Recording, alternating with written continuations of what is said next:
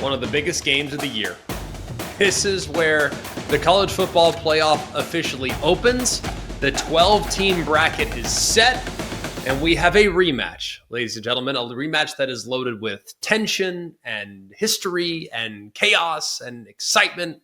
It's the 9th-ranked Alabama Crimson Tide traveling to Norman, Oklahoma to face the 8th-ranked Sooners.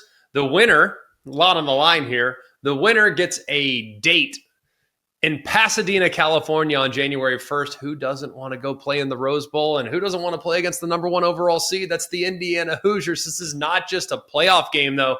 It's a bit of a grudge match.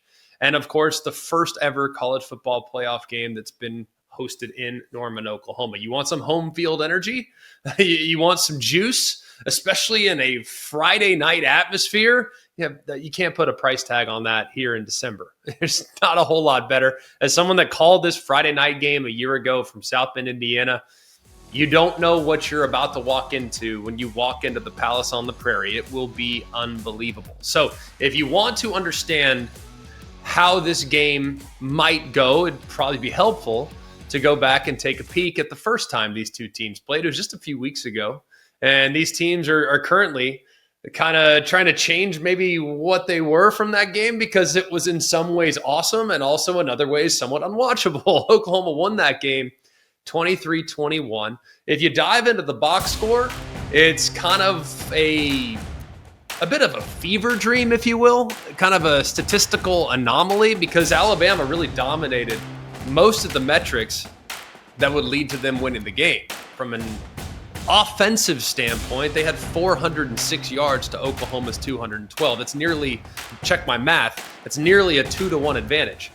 Alabama ran 75 total plays to Oklahoma's 51. That's, check my math, that's 50% more offensive plays run by the Tide than the Sooners. Alabama held the ball for 34 minutes and 28 seconds compared to just 25-32 for the Sooners. That's 10 extra minutes of time of possession, and the 24 extra plays would help you understand that. So the only way you can dominate a game like that statistically in the box score, when you look at the team stats, the only way you can dominate a game like that and lose is if you make a ton of mistakes, or if the other team forces you to make those mistakes. And the box score it's like a 1980s video game where one player had like a cheat code where you couldn't stop them and the other team just kept pressing self-destruct. So that was the big thing. The self-destruct button was the turnovers for Alabama.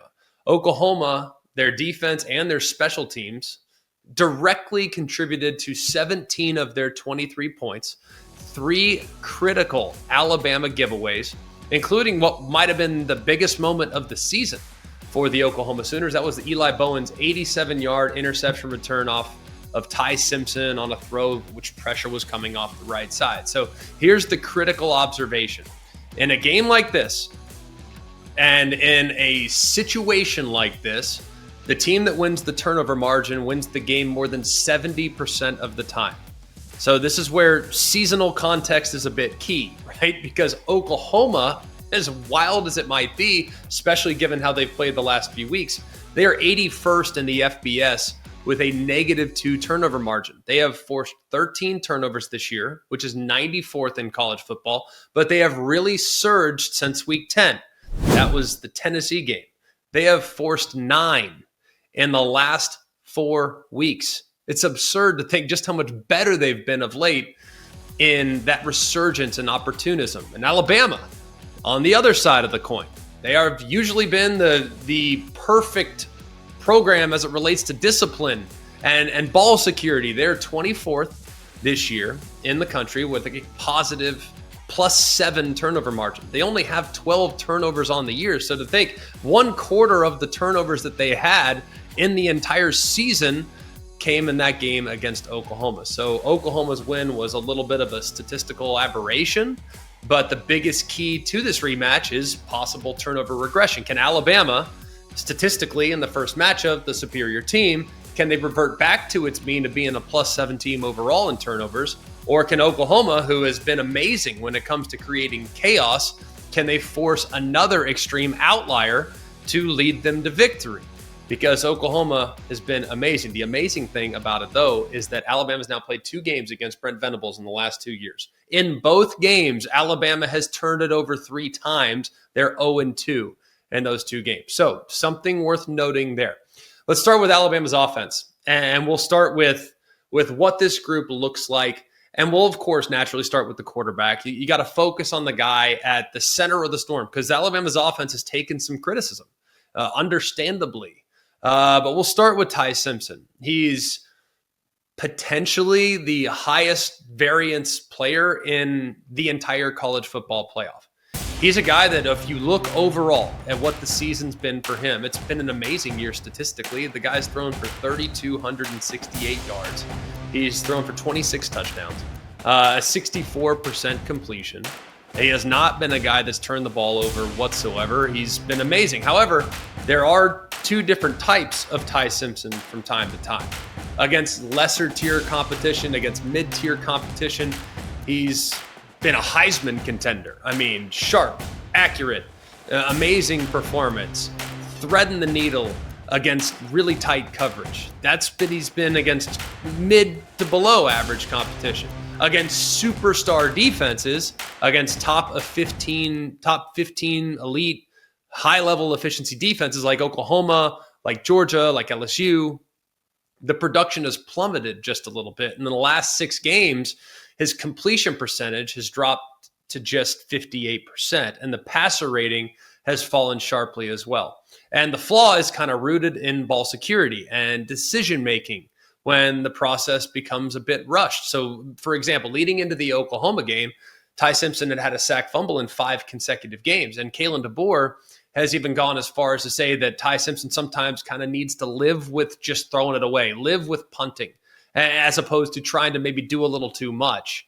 He also has, at times, maybe taken a few too many sacks, held on the ball just a little bit too long. He's taken 25 sacks this year. That's 106th in the FBS. And this is a tendency that Oklahoma is going to be gunning for.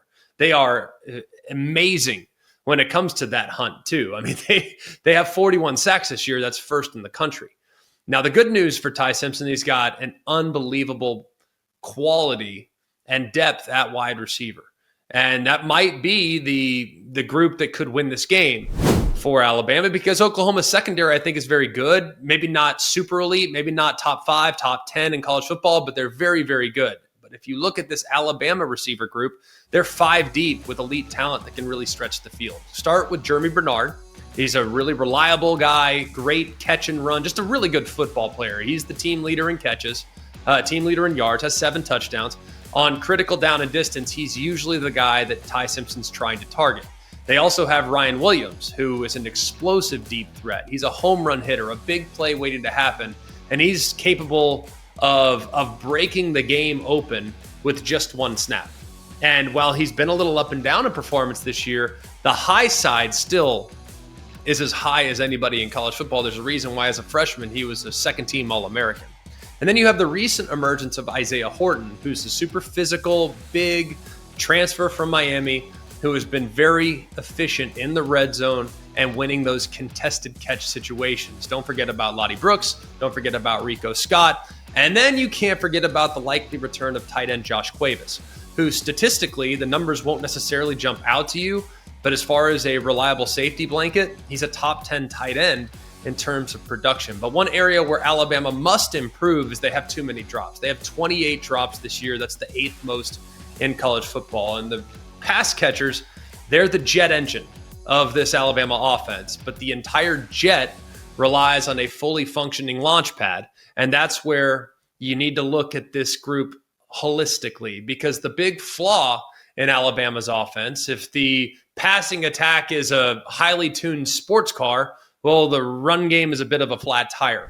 And Alabama's rushing offense is 117th in the FBS. They average just 116 yards a game. That's not just bad.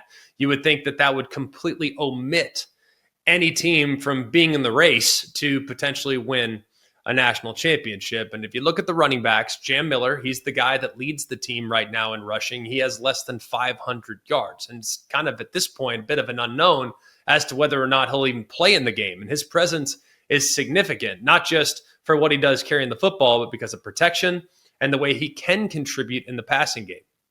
The second string running back is Daniel Hill. Did play well against Oklahoma in the first game, had a couple touchdowns in this game, but he's not necessarily the game breaker that you would expect. He's a big 240-pound back that's going to get 3, 4, 5 yards and maybe carry some defenders with him, especially in the second half of the football game. But if you look at their personnel at running back, it's not really about the running back, it's the offensive line and their inability to consistently generate movement against the opposing defense. Alabama averages just 1.16 yards before contact per rush. This is Alabama's offensive line, right? 1.16 yards before contact per rush. That is 105th in college football. So their running game, and they commit to it, they try to do it. Their running game, it's almost as if you're floating in a lake and you're treading water.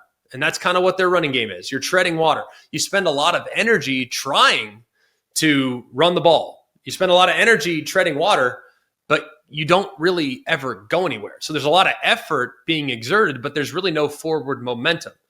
And it's going to be difficult to completely rely on passing concepts in the red zone or in critical third and shorts when there's not a real credible threat of simply handing the ball off and getting 3+ yards. And in the lack of a run game, it kind of makes it even more miraculous that Alabama, their red zone touchdown percentage is in the top 11. So when they get in the red zone, they score touchdowns on 73% of their red zone drives. And to do that without a run game is genuinely remarkable. And the offensive line matchup for Alabama, that's probably the real battle here. Alabama's offensive line is tasked with protecting Ty Simpson against Brent Venables' defensive front. This is an aggressive group. This is a really talented group.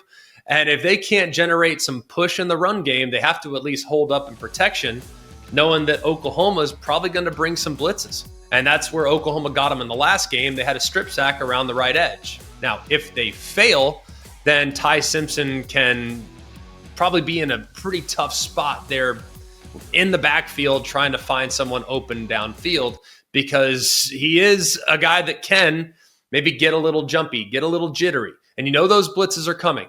So can Alabama take advantage of Brent Venables' aggressiveness? Because when you blitz, you void a zone.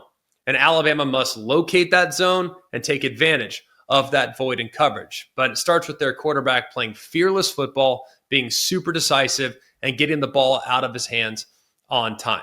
If you look at Oklahoma, their defense, their blueprint to success is very simple. Create a bunch of disruption. And if you can create enough disruption, it will lead to suffocation. And under Brent Venables, the defense is a complete machine. They're 7th in the FBS in scoring defense. They give up less than 14 points a game. They're in the top 10 in total defense. And their strength is perfectly aligned to dismantle Alabama's core weakness. And that's the run defense. They rank 5th in the FBS against the run. They allow just 81 rushing yards a game. They allow under 2.5 yards per carry. They lead the FBS in tackles for loss. So you got to be careful relying too much on the run because you don't want to get off schedule. They essentially tell Alabama, we are removing your weakest option. So now you have to beat us in a game in which we're going to defend that throw. The other thing they're great at is they're terrific at getting off the field. They're 6th in the FBS in defensive third down conversion percentage. They stop opponents nearly 72% of the time. And this is how you win the time of possession battle without possessing the ball very often. You get off the field. So their defense and the matchups along that defensive line and creating pressure, that's an advantage for Oklahoma going into a game like this. For Oklahoma's offense, there's a huge question mark. What's going on with John Mateer? Because John Mateer, when he got to Oklahoma, was the big portal win. He was everyone's All-American in the first 4 weeks. He was the Heisman Trophy frontrunner at one point this season, but it hasn't really worked. And the offense has struggled as a result. And their offense, frankly, has become a bit of a liability. They're 78th in scoring right now. They're 91st in total offense. And you look at this dual threat weapon that's John Mateer. At one point, you're thinking this guy is going to be a first-round pick. Well, you look at the numbers, and they don't reflect the excellence that we thought we were going to get from him. He's passed for just over 2,500 yards, thrown 12 touchdowns this year. But the season and the narrative about his season hinges on the injury to his right thumb. He broke his thumb on his throwing hand against Auburn that required mid-season surgery. And since returning from that surgery, the performance has dropped.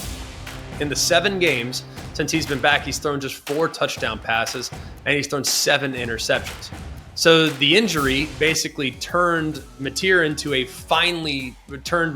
from a finely tuned machine into kind of a slightly sputtering pickup truck at the point right now. The accuracy suffered some. He's put the ball in harm's way a few too many times. That's helped contribute to the -2 turnover margin this year. And against a fairly stout Alabama defense that is top 7 when it comes to defending the pass, Mateer has to play his cleanest game of the year. Now, if you look at where things are for Oklahoma's weaponry, they have really good playmakers. And Alabama's secondary is very, very good. But it all starts with slowing down Isaiah Satania. He is the top receiver for the Sooners. He's got 950 yards nearly on 65 catches and 7 touchdowns. He's a deep threat that can beat you over the top, but he can also break the game open on an underneath throw that he takes at the house like he did against Missouri. They also have Deion Burks, who's got over 500 yards this year, but it always feels when you watch Deion Burks, there's a little bit more in the tank. And maybe it comes out in a game like this. Don't forget about Jaren Kanak, who was a converted linebacker and now starting at tight end. He's been an impact player this year. He's got 500-plus receiving yards himself.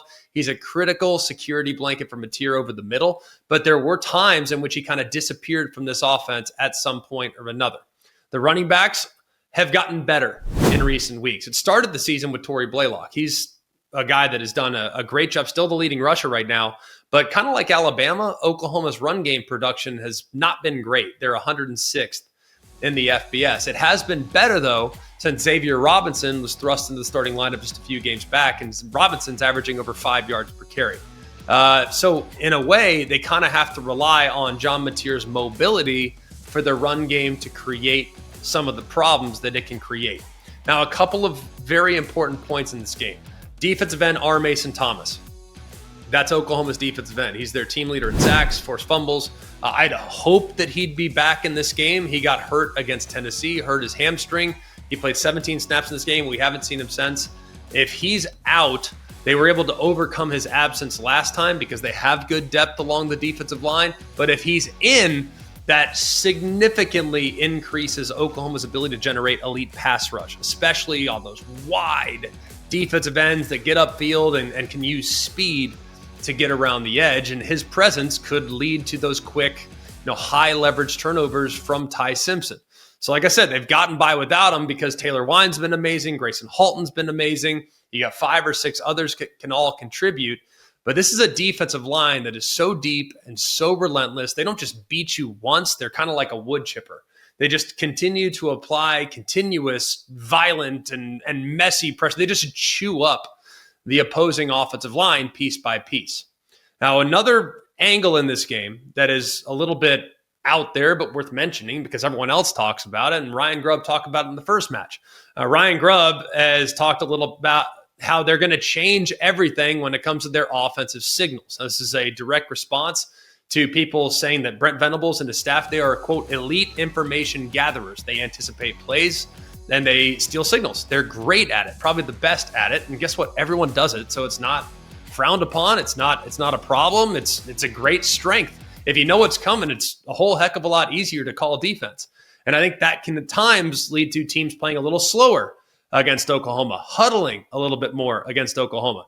So I'm of the belief that Alabama would be benefited by picking up the tempo just a little bit and not worrying so much about them getting the signals, but really finding a little bit more rhythm offensively as opposed to trying to counter this signal stealing and the information gathering that they're doing on the other side.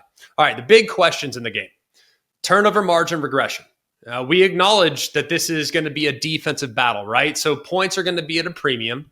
It's going to come down to mistakes. It's going to come down to field position. It's going to come down to red zone execution. So question 1, can Alabama stick to its season-long average of +7 in the turnover margin and eliminate the catastrophic errors like the strip sack and a pick 6 that they had last time around? Now, if they do, they probably win because they can potentially, in that case, dominate time of possession, dominate total yards. But if they commit 2 or more turnovers, then it's going to be Oklahoma's ballgame. Question 2, who wins in the red zone? Touchdowns versus field goals, right? because in a game where points are at a premium, the difference between settling for 3 or getting 7, huge difference, right? Well, Alabama is 11th in the red zone at a touchdown rate of 73%. Oklahoma's defense is 5th in the red zone. They allow touchdowns just 39% of the time. Now, on the other side, Oklahoma's offense is 16th in red zone touchdown rate at 72%. Alabama's defense is 13th in red zone touchdown rate at 50%. So it's great on both sides of the ball. So if it becomes a field goal contest, if you will, because both defenses play amazing, well, that's not good news for Alabama, because Oklahoma's kicker, Tate Sandell, is a weapon. He is 23 of 24 this year on field goals, 7 for 7 on field goals of 50 plus. He's the best kicker in college football. And Alabama's special teams have been a liability for some of the year. Connor Talty's just 13 of 20 this year. He's 7 of 10 on kicks inside of 40, and he's 6 of 10 on kicks of 40 plus. Any missed Alabama field goal could be momentum and potentially points for the Sooners, just like it was last time around when he missed a 36-yarder. It would have potentially given them the win. And then number 3, who creates the most hidden yardage? Now, the hidden yardage battle is critical in a really tight, low-scoring game. And there's a few things that contribute to hidden yardage. One is penalties. Well, Alabama is 23rd in penalty yards a game with 42 yards a game. Oklahoma is 107th in penalty yards a game at 62 yards per game. You're thinking, well, hang on, that's not that big a deal, and it's 20 yards. How big a deal is that? Well, 20 yards, potentially 2 first downs, that could be significant in a game like this. And what about the return game? Well, Isaiah Satania, he's got 5 punt returns that have gone for 20-plus yards. That's top 8 in college football. Just one might be all they need. That's what they got last time, and it led to points that could have been the difference. So it could be a big punt return, a big kick return. It could be a critical holding penalty that wipes out a big run. It could be a defensive pass interference on 3rd and 10 that extends a drive. Any of those situations could potentially swing the game. So this rematch, the battle between Alabama's self-correction with turnovers and Oklahoma's offensive growth, there are some advantages on both sides. Alabama's got a really good defense going against an inconsistent offense, and Alabama's got a somewhat inconsistent offense and one-dimensional offense going against an elite defense. However, Alabama's offense, while inconsistent, has at times shown me the ability to move the ball with more consistency than the Oklahoma's offense has shown me up to this point. So I think it's going to be a defensive war. I think it's going to be super physical. I think it's going to be super tense. And it could very easily come down to which team makes the biggest mistake. I think Alabama will avoid the mistakes they made last time, and they will win this game 24-20 and advance to the Rose Bowl.